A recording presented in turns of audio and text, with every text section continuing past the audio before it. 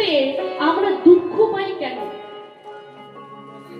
ও ঠাকুমা, সংসারে আনন্দ থেকে দুঃখ বেশি হয় কেন? হ্যাঁ, সংসারে আমরা কেন অনবরত শুধু দুঃখ ভোগ করছি? 1% যদি সুখ হয় তাহলে 3% দুঃখ হয়। দুঃখ হয় তো? আপনাদের সংসারে দুঃখ হয় না? কে বাবা, সংসারে দুঃখ হয়? দুঃখ বেশি ভোগ করেন না সুখ বেশি ভোগ করেন? হ্যাঁ, দুঃখ বেশি হয়। তাই সবাই দুঃখ কেন বেশি পায়? কেন আমরা সংসারে থেকে এত দুঃখ বেশি পাই? তবে বাবা, তাই এই যে দুঃখ বেশি পাই, তাহলে একটা ছোট্ট দিকে উদাহরণ দিচ্ছি, সবাই মিলে আস্বাদন করুন। বাবা, একটা গ্রামে দুইজন ব্রাহ্মণ ছিলেন। এই দুই ব্রাহ্মণ পুজো পার্বণ করে, তাই তো? ব্রাহ্মণরা কি করে? ব্যবসা বাণিজ্য করে, কি করে? পুজো অর্চনা করে। তাই দেখুন, দুজন ব্রাহ্মণ পুজো করতে যাচ্ছে, জমিদার বাড়িতে পুজো করতে যাচ্ছে। এক ব্রাহ্মণ ভেবেছে, আহারে, আজ আমি জমিদার বাড়িতে পুজো করতে যাচ্ছি, না জানি কত শাড়ি পাবো, কত গামছা পাবো, আর অনেক আমি দক্ষিণা পাবো, অন্তত 1000 দিন তো পাবো নাকি। ব্রাহ্মণ মনে আশা করেছে। আর একজন ব্রাহ্মণ যে ছিল বাবা, ওই ব্রাহ্মণ আশা করেছি, আহারে, আজকে জমিদার বাড়িতে যাচ্ছি, ভালো একটু দুটো খেতে পাবো, হ্যাঁ, অন্তত 500 টাকা হলেও তো ওই দক্ষিণা দেবে। বাবা, এই বলে দুজন ব্রাহ্মণ পুজো করতে গিয়েছে।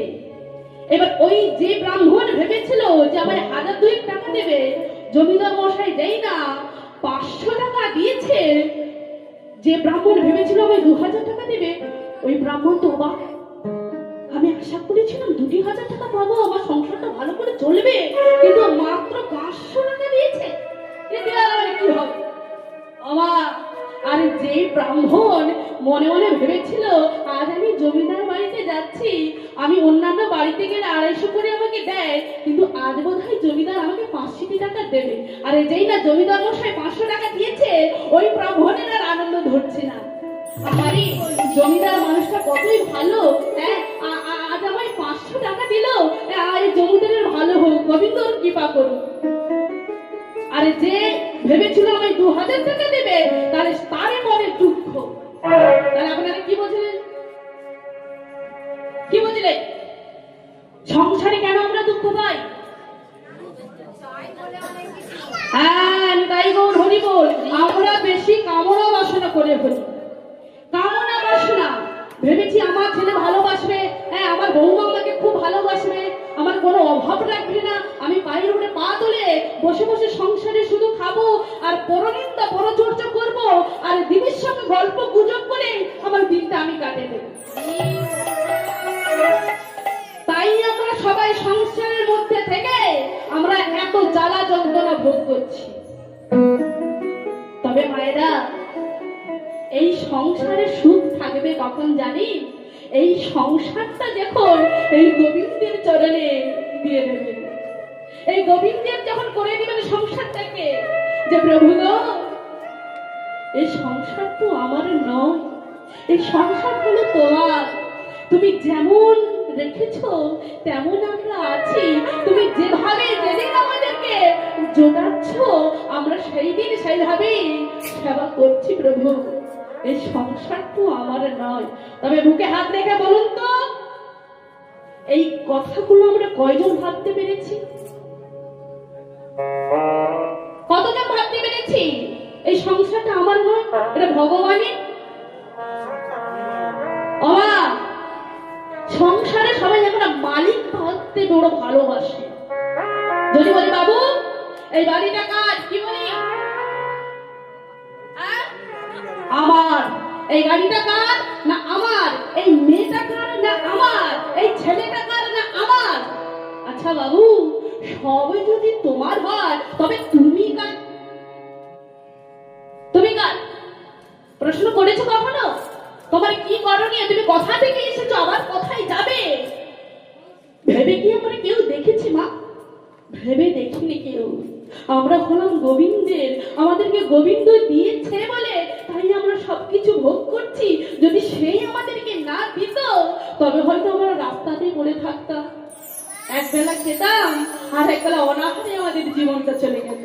তাহলে সে আমাকে দিয়েছে, কিন্তু মায়েরা বলুন তো তাকে আমরা কি দিতে পেরেছি?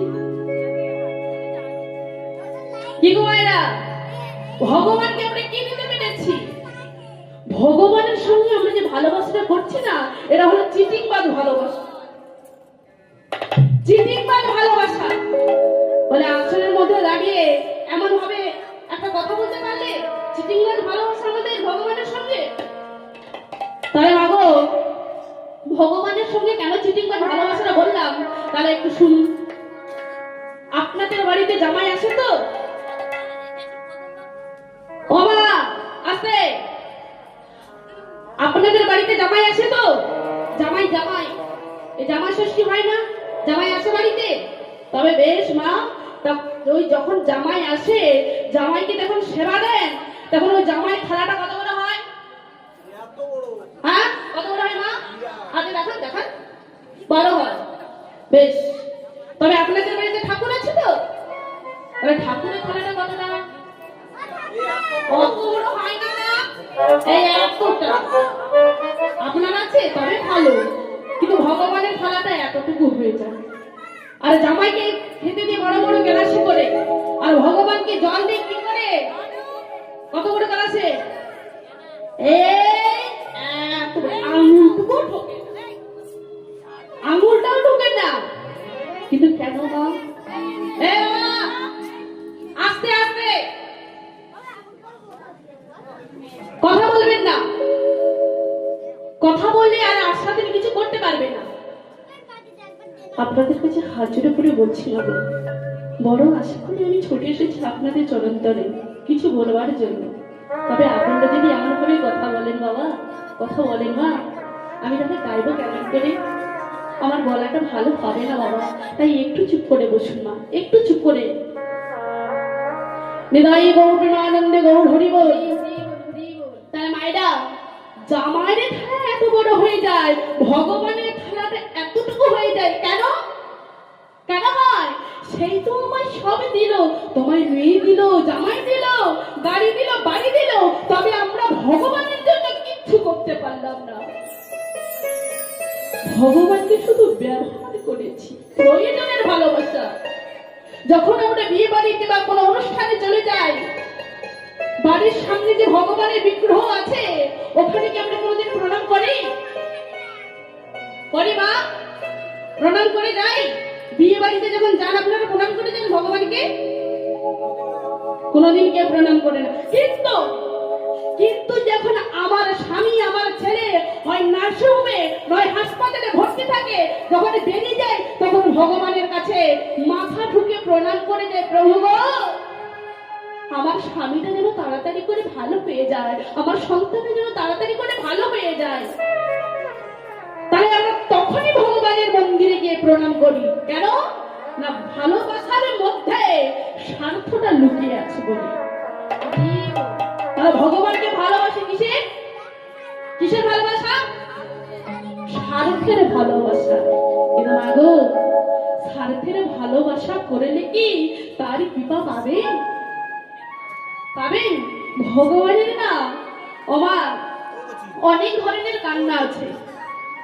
হ্যাঁ গো মা, ভগবানকে ভালোবাসার অনেক ধরনের কান্না আছে। কিরকম? আমার সন্তানটা যখন রাস্তায় হুচুট খেয়ে পড়ে যায় তখন মা ছুটে চলে যায়। মা ছুটে যায় তো? সন্তানটা যখন রাস্তায় হুচুট খেয়ে পড়ে যায় মা আগে ছুটে যায়।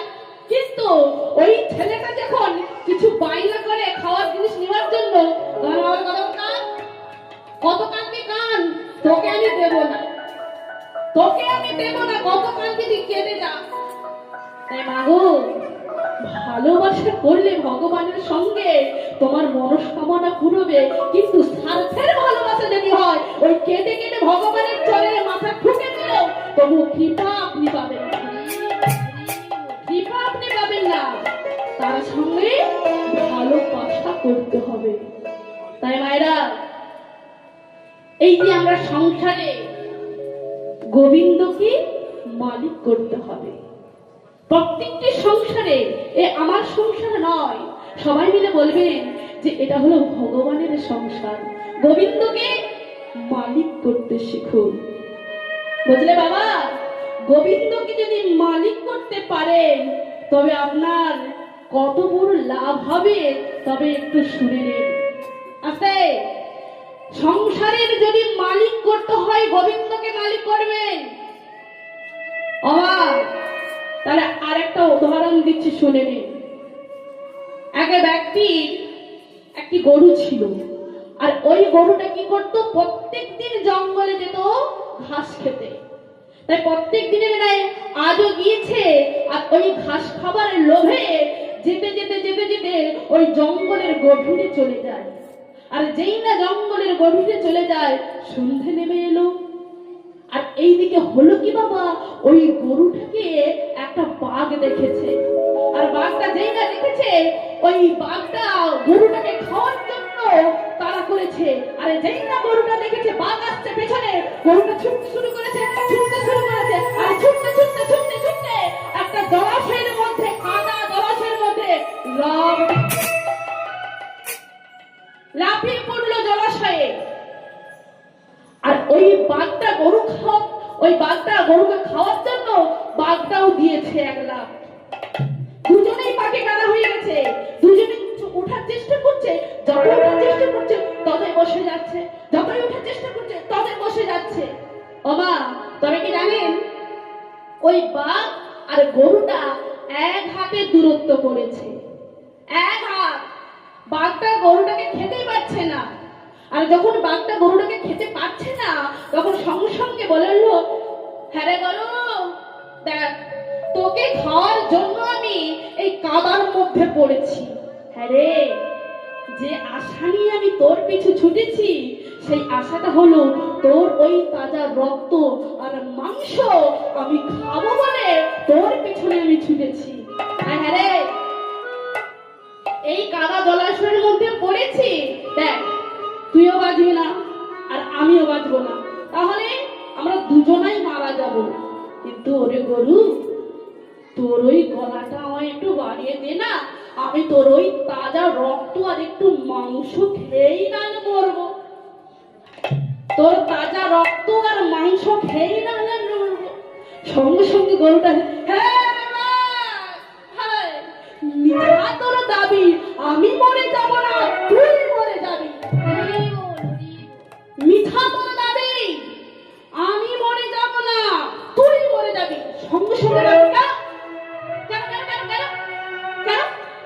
আরে তুইও জলাশয়ের মধ্যে পড়েছিস আর আমিও পড়েছি, তুইও মরবি আর আমিও মরবো, কিন্তু তুই বলছিস তুই মরবি না, আমি মরে যাব কেন? সঙ্গে সঙ্গে গরুটা বলে, হ্যাঁ রে বাঘ, তোর তো কোনো মালিক নাই রে, আমার মালিক আছে রে, আমার মালিক আছে। আমার মালিক যখন জানবে যে আমি এখনো ঘরে যাই না, ফিরে আমি এখনো যাচ্ছি না, তখন আমার মালিক আমাকে খোঁজার জন্য এই জঙ্গলে আসবে। আর জঙ্গলে এসে যখন দেখে আমি তোর তাড়া খেয়ে এই জলাশয়ের মধ্যে পড়েছি, তখন আমার মালিক গ্রামের লোকজনকে ডেকে এনে আগে তোকে মারবে, তারপর আমাকে এই জলাশয় থেকে বাড়ি নিয়ে যাবে। আরে মায়েরা, ওই গরুটার মালিক ছিল বলে বাঘের হাত থেকে বেঁচেছে। তবে মাগো, এই সংসারে যদি আমরাও গোবিন্দকে মালিক করতে পারি, আমাদের যেদিন এই দেহ ছেড়ে প্রাণ পাখি চলে যাবে, আমাদেরকে ভগবান স্বর্গধামে নিয়ে যাবেন।